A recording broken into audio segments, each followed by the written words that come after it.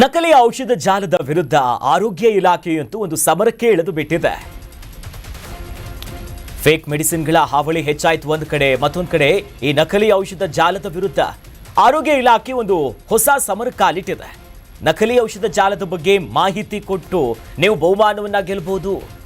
ನಕಲಿ ಔಷಧ ಜಾಲದ ಕಡಿವಾಣಕ್ಕೆ ಆರೋಗ್ಯ ಇಲಾಖೆ ಒಂದು ಮಹತ್ವದ ಹೆಜ್ಜೆ ಇಟ್ಟಿದೆ. ನಕಲಿ ಔಷಧಗಳ ಬಗ್ಗೆ ನೀವೆಲ್ಲಾದರೂ ಸುಳಿವು ಕೊಟ್ಟರೆ ಇಲಾಖೆಗೆ ನಿಮಗೆ ಬಹುಮಾನ ಕೊಡ್ತಾರೆ. ಗಮನಿಸಿದ್ವಿ ನಾವು ಬಿಡದಿಯ ಸಮೀಪದಲ್ಲಿ ಫಾರ್ಮ್ ಹೌಸ್ನಲ್ಲಿ ನಕಲಿ ಔಷಧಿಗಳಿಗೆ ಏನು ಪತ್ತೆಯಾಯಿತು, ಲೇಬಲಿಂಗ್ ಮಾಡೋದು, ಬೇರೆ ಬೇರೆ MNC ಕಂಪನಿಗಳ ಪ್ರತಿಷ್ಠಿತ ಕಂಪನಿಗಳ ಹೆಸರು ಹಾಕೊಂಡು ಫೇಕ್ ಮೆಡಿಸಿನ್ಗಳನ್ನ ಸೇಲ್ ಮಾಡ್ತಿದ್ರು. ಈ ಜಾಲ ಗೊತ್ತಾಗ್ತಿದ್ದಂತೆ ಇದರ ವಿಚಾರವಾಗಿಯೇ SITಗೂ ಕೂಡ ಕೈ ಹಾಕಿದ್ರು. ಈಗ ಸಾರ್ವಜನಿಕರು ನಿಮ್ಗೇನಾದರೂ ನಿಮ್ಮ ಅಕ್ಕಪಕ್ಕದಲ್ಲಿ, ನಿಮ್ಮ ಏರಿಯಾದಲ್ಲಿ ನಿಮ್ಗೆ ಗೊತ್ತಿರೋರು ಯಾರಾದರೂ ಫೇಕ್ ಮೆಡಿಸಿನ್ನು ಅಥವಾ ಆರೋಗ್ಯಕ್ಕೆ ಸಂಬಂಧಪಟ್ಟಂತೆ ಏನಾದರೂ ಇಂಥ ಕ್ರಿಮಿನಲ್ ಕೆಲಸಗಳನ್ನ ಮಾಡ್ತಿದ್ದಾರೆ ಎನ್ನುವಂಥ ಅನುಮಾನಗಳು ಬಂದರೆ ಇಮಿಡಿಯೇಟ್ ಆಗಿ ಆರೋಗ್ಯ ಇಲಾಖೆಯ ಗಮನಕ್ಕೆ ತರಬೇಕಾಗತ್ತೆ. ಒಂದು ವೇಳೆ ಹಂಗೆ ಅಲ್ಲ, ಒಂದು ಸಾಮಾಜಿಕ ಜವಾಬ್ದಾರಿ ಕೂಡ ನಮ್ದು ಹೌದು.